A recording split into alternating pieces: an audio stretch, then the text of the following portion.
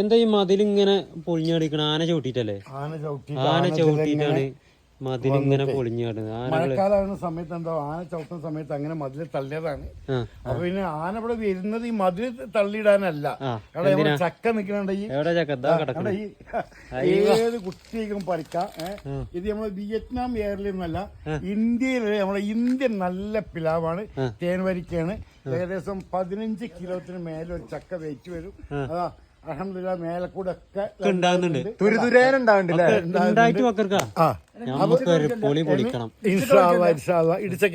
ഇടിച്ചക്ക പറിക്കാൻ ചക്ക വേറെ പിലാവുണ്ട്. ഇത് ഇത് തേൻ വരിക്കയാണ്. ഏകദേശം ആവും.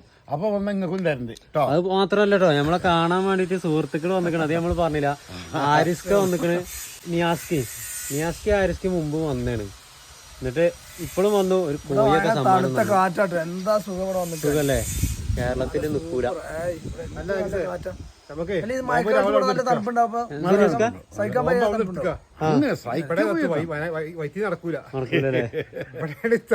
തണുപ്പുള്ളത്.